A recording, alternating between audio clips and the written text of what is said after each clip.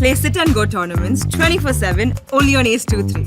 This game involves an element of financial risk and may be addictive. Please play responsibly and at your own risk. आता थेट पुण्यात जाऊयात. राज ठाकरेंच्या पत्रकार परिषदेला सुरुवात झाली आहे.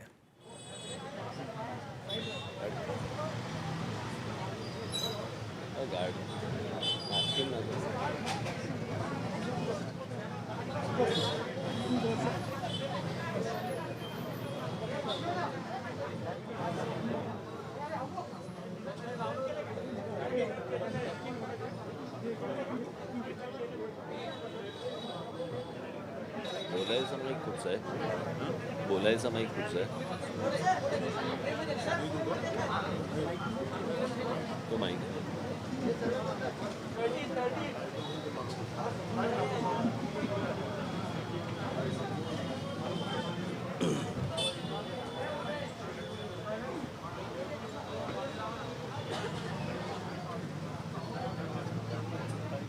येतोय, आवाज येतोय?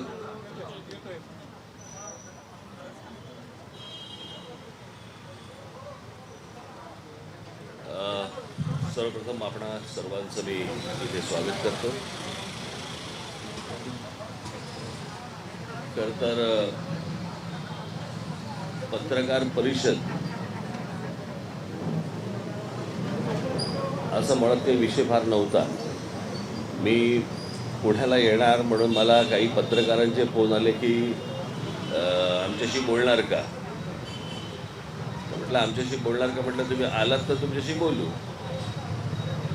आणि म्हणून मी त्यांना हो सांगितलं. त्या होचं रूपांतर पत्रकार परिषदेमध्ये झालं.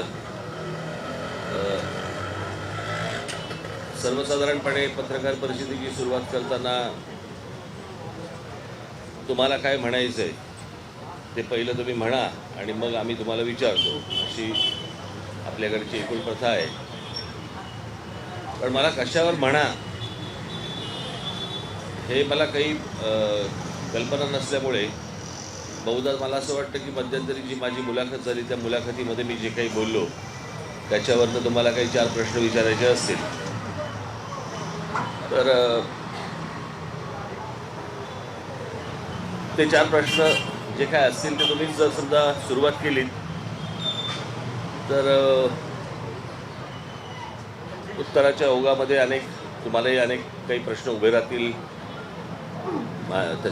त्याबद्दलची माझी काही उत्तरं तुम्हाला मिळतील. तर मला असं वाटतं विचारायला तुम्ही सुरुवात करावी.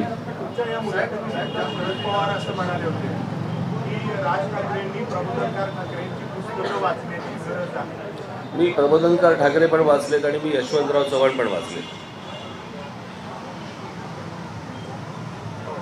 मी जे बोललो त्याचा प्रबोधनकार ठाकरे माझ्या आजोबांनी लिहिलेल्या पुस्तकांचा काय संबंध होता मला एकदा जरा पवार साहेबांनी समजून सांगावा.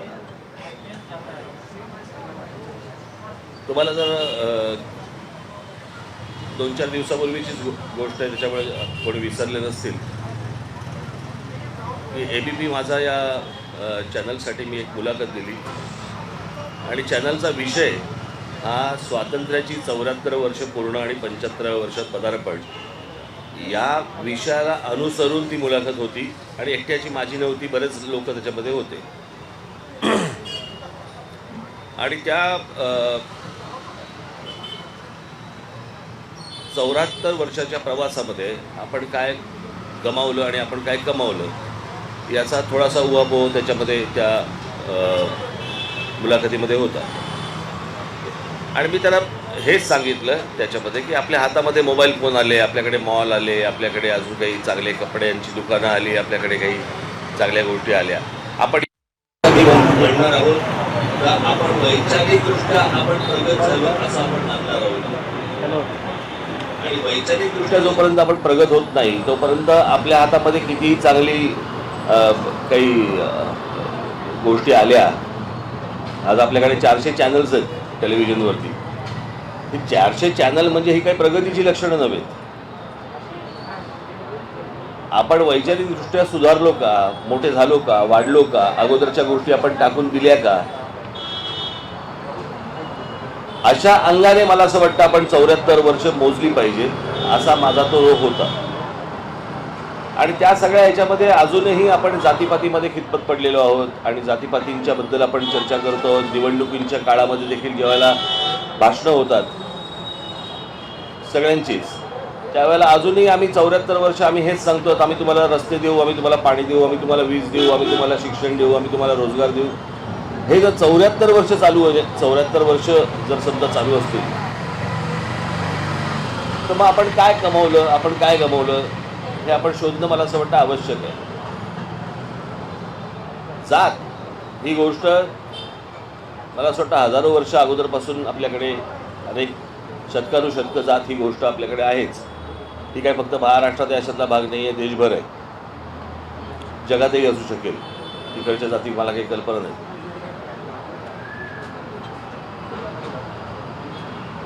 पण साधारणपणे आपण 99चं दशक 99 साल जर समजा आपण पाहिलं, तर या 99 सालाच्या अगोदरपर्यंत या महाराष्ट्रामध्ये जातीपाती होत्याच.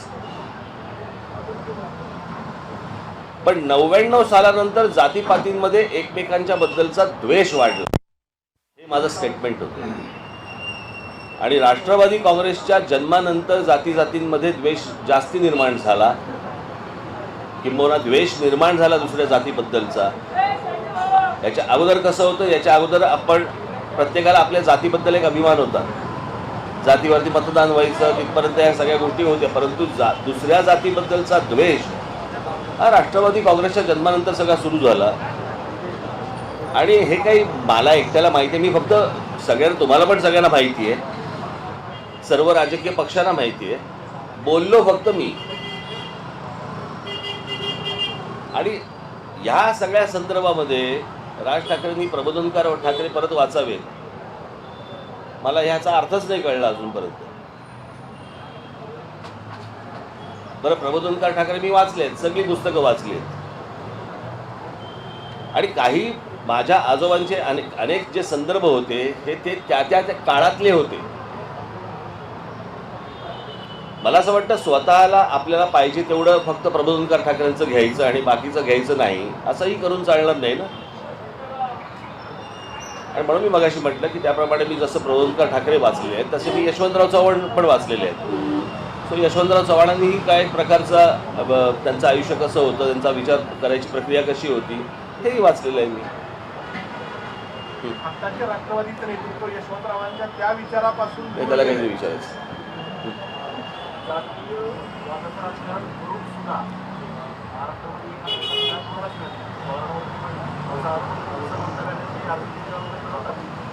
एखादी सत्ता पवारांना सुद्धा महाराष्ट्रात दिली नाही, काय मानवता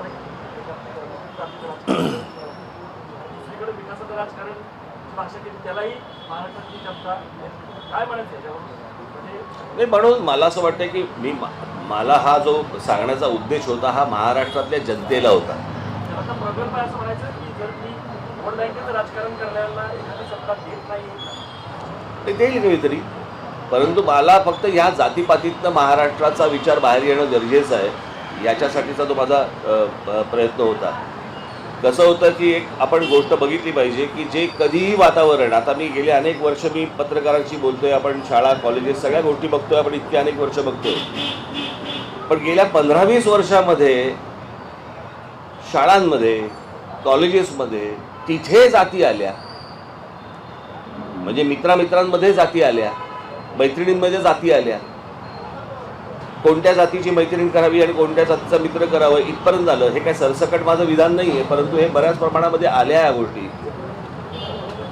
आणि दूर का जा, तुमच्यामध्ये पण आल्याच की गोष्टी, पत्रकारितेमध्ये पण आल्या या गोष्टी की हा या जातीचा, तो त्या जातीचा, मग हा या जातीचा म्हणून त्या पक्षाचा आणि हा या जातीचा म्हणून ह्या पक्षाचा,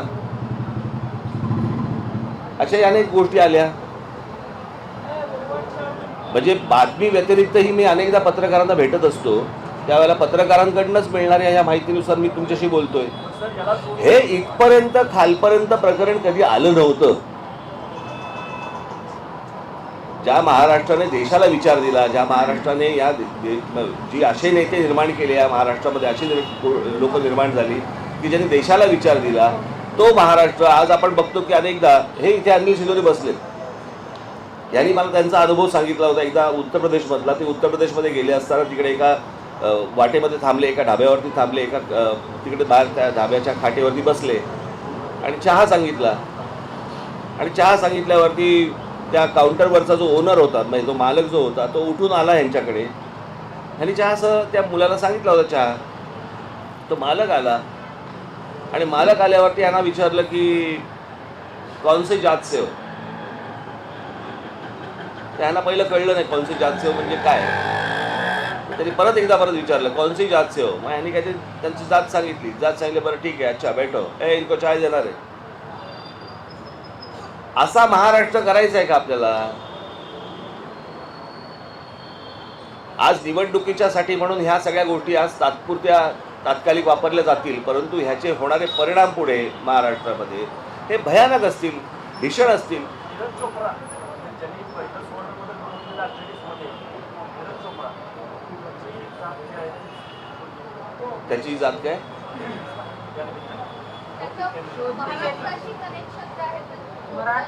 हो, पण तोपर्यंत कधी नीरज चोप्रा नव्हता. जिंकल्यावरती नीरज चोपडे झाला. चालायचं, असंच असतं. नाही, आज मला माझ्या महाराष्ट्रातला मराठा समाजातली मुलं मुली आज मोर्चे काढले, आंदोलनं केली. हे सगळे मोर्चे सगळे कशातनं निघाले, कसे निघाले? आणि जर समजा त्यांना आरक्षण मिळणार नसेल तर स्पष्ट सांगा ना त्यांना. ही माती भडकवून, डोकी भडकवून, या सगळ्या गोष्टीतनं जातीचं राजकारण करून फक्त त्या निवडणुकीला मतं मिळतील, पुढे काय होईल? पण आता जातीबरोबर धर्माचं जे ध्रुवीकरण होते किंवा राजकारण, महापालिकेची निवडणूक जरी असली तरी लाट असते निश्चित. किंवा आता पुण्याचं उदाहरण दिलं तर रामाच्या शिल्पाकरता किती तुटत प्रश्न असा आहे ना, किती तुटत जायचं आहे, याला पण काही मर्यादा आहेत की नाही? जात आणि धर्म काय? मला सांगा, मला असं वाटतं की नरेंद्र मोदी ज्यावेळेला पंतप्रधान झाले ते विकासाच्या मुद्द्यावर झाले होते, बरोबर आहे ना? जात आणि धर्माच्या मुद्द्यावर झालेले नव्हते.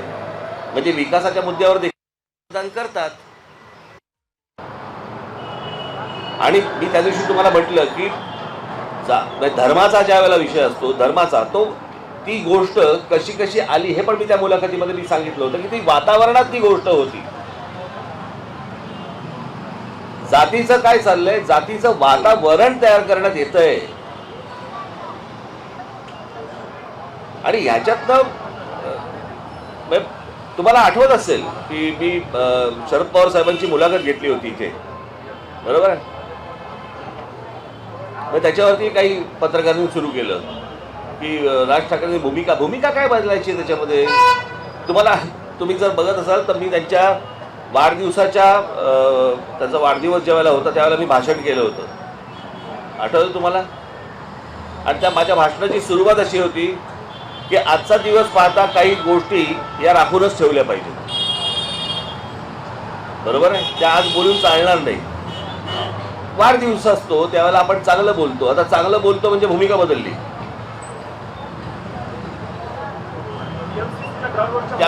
त्या मुलाखतीमध्ये मी त्यांना असा प्रश्न विचारला होता की महाराष्ट्राचा जर समजा आपण एक काय म्हणू आपण त्याला, एक हुक की ज्याच्यातनं सगळेजण एक होतात किंवा एकत्र येतात,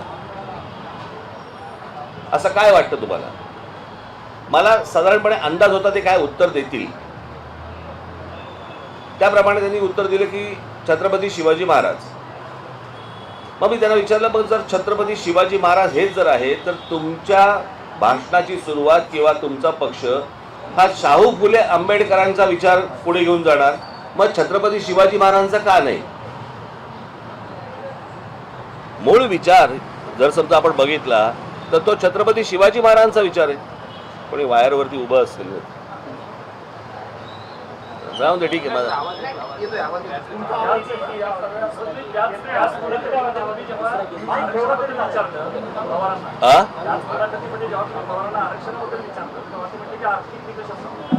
आर्थिक निकष असला पाहिजे बोलले होते ना, बरोबर की नाही?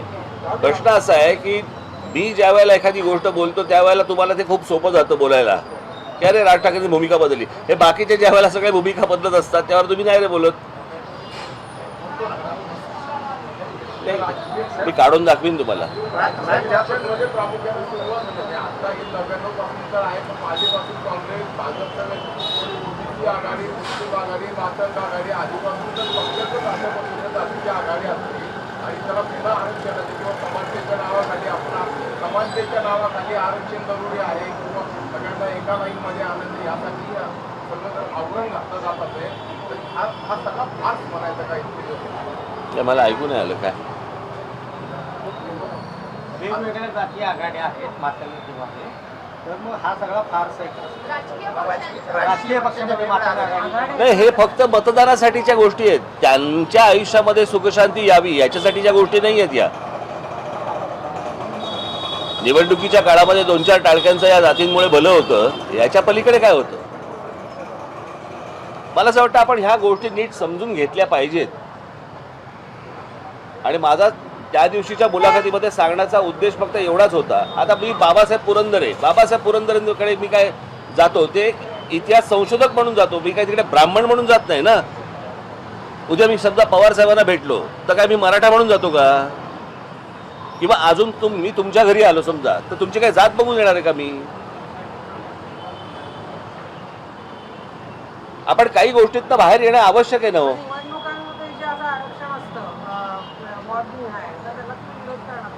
कुठलं वॉर्ड निहाय? मला असं वाटतं वॉर्ड निहाय जे आरक्षण असतं त्याच्यामध्ये स्त्री पुरुष हेच खरं तर आरक्षण असलं पाहिजे.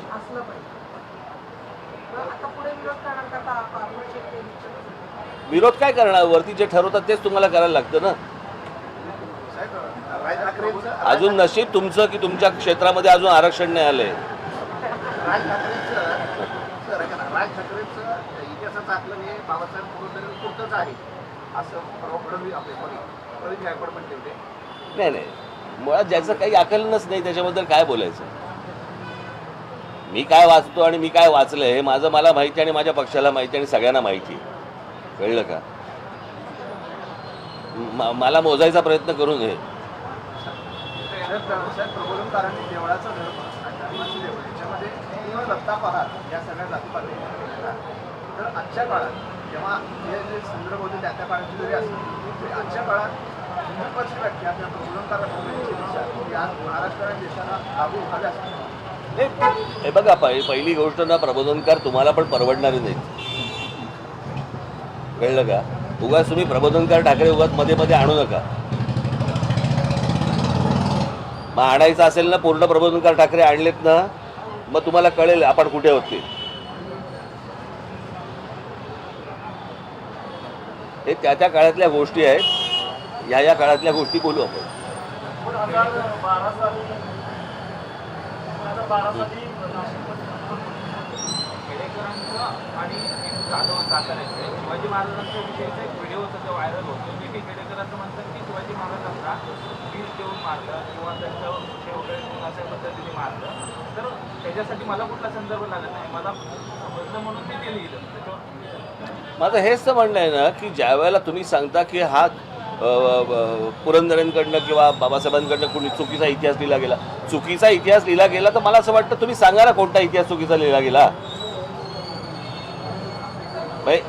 इतक्या वर्षात नाही कळलं कोणाला, आत्ताच ह्यांना कळलं. ह्यांच्या अगोदरच्या पिढ्यांना कळलं नाही. मला असं वाटतं मी जर चुकत नसेल तर ते 50 साली आलेलं पुस्तक आहे पहिली आवृत्ती, तोपर्यंत नाही कळलं कोणाला. मुळात वाचायचं नाही, डोकी भडकत राहायची, आपण स्वतः चुकीचं लिहायचं आणि हे हवं आहे. कळलं का? की ह्या राजकारणासाठी म्हणून हे एजंट जे नेमले गेले ना, ते एजंटचंच कामच ते आहे. माझ्याकडे आज अशी अनेक मुलं आली की ज्यांना माहिती नव्हतं, ज्यांना असं वाटलं होतं की खरंच असं अशा प्रकारे लिहिलं गेलंय. मला साधी गोष्ट ती त्याशी बोललो, कोण जेम्स लेन, कुठे तो सध्या? आग लावून गेला. मग कोणी आग लावायला सांगितली? त्याच वेळेला नेमका कसा काय आला? आणि म्हणून मी त्या दिवशी एक शब्द वापरला की हे सगळं वेल डिझाईन आहे.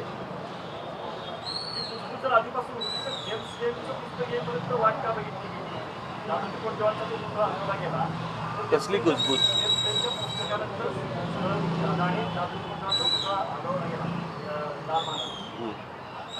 तेव्हाही मी बोललो होतो, पण मी तेव्हाही बोललो होतो, तुम्हाला आठवत असेल तर, की ह्या गोष्टी काही संदर्भ माहिती नसताना या सगळ्या गोष्टी मुद्दामून चालू आहेत आणि हे फक्त जातींमध्ये फक्त द्वेष निर्माण करण्यासाठी या गोष्टी सुरू आहेत. मी सांगितलं ना, राष्ट्रवादीच्या जन्मापासून झालं ते. कोणाचं काय बोलताय? याच्यावरनंच आज पत्रकार परिषद होते ना.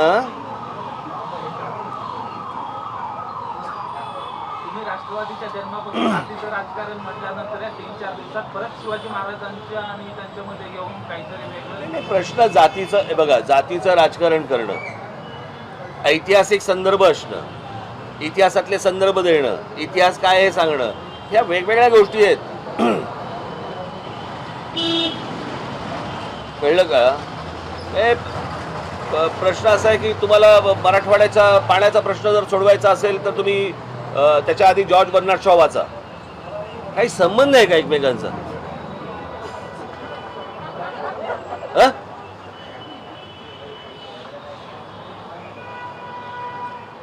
मला असं वाटतं की ते जे खेळवलं जाते यातनं महाराष्ट्र जागा व्हावा एवढंच फक्त मला त्यातनं सांगणं होतं. आणि गेल्या 74 वर्षामध्ये आपण तेच राजकारण करतो आहोत, त्याच चिखलामध्ये आहोत. त्याच्यामुळे आलेली आयुधं, आपल्या हातामध्ये आलेली आयुधं, याला आपण प्रगती मानू नये एवढाच फक्त त्या अख्ख्या मुलाखतीचा माझा उद्देश होता सांगण्याचा. तुम्ही जे सगळं आत्तापर्यंत बोलतात, टीव्हीवर मुलाखत दिली, आता जे सांगतात, त्याच्या सगळ्यात जास्त इम्पॅक्ट हे पुण्यामध्ये निर्माण होतात. ते तुम्ही म्हणतात इम्पॅक्ट सगळ्यात जास्त परिणाम पुण्यामध्ये होत असं एकंदरीत चित्र आहे. तर आगामी पुणे महापालिकेची निवडणूक आहे, परत शिवाजी महाराजांचा मुद्दा आहे, हा सगळा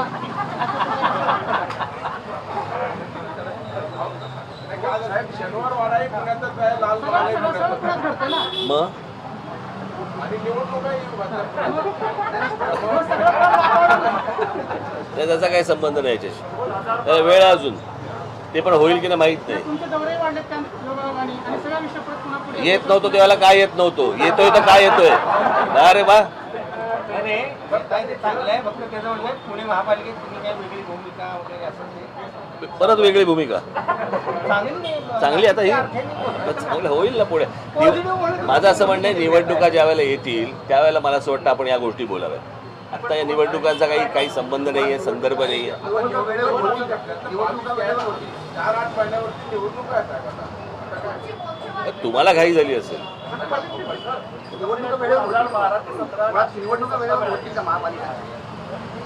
काय माहिती आता हे तिसरी लाट, चौथी लाट काय चालू आहे. आरक्षणात माहिती नव्हतं मला.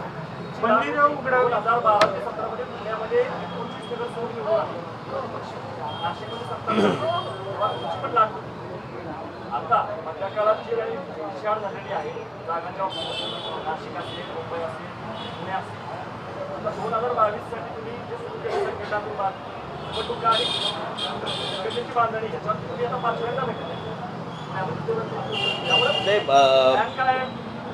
पहिली गोष्ट म्हणजे गेले 1.5 वर्ष आम्ही सगळेच घरात होतो.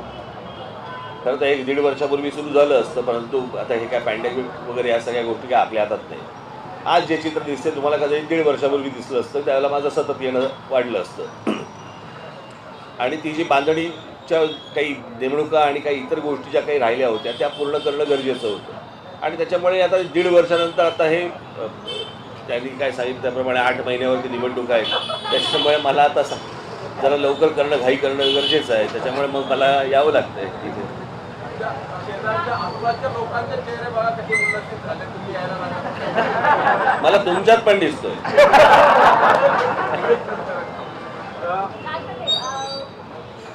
वारंवार म्हणताय की राष्ट्रवादीच्या जन्मानंतर जातीपातीचं राजकारण वाढलं, मग भाजपमुळे आता संपूर्ण देशभरामध्ये हिंदुत्वाचं राजकारण वाढलं असं नाही का वाटतं? नाही, हिंदुत्वाचं राजकारण मी परत तुम्हाला सांगतो, हिंदुत्वाचं राजकारण होतं.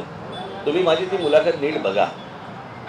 आणि मी तुम्हाला तीच गोष्ट सांगतोय की हे जे वातावरण असतं आणि वातावरण तयार केलं जातं या 2 वेगवेगळ्या गोष्टी आहेत. सर्वसामान्यांना वाटणं आणि सर्वसामान्यांना वाटायला लावणं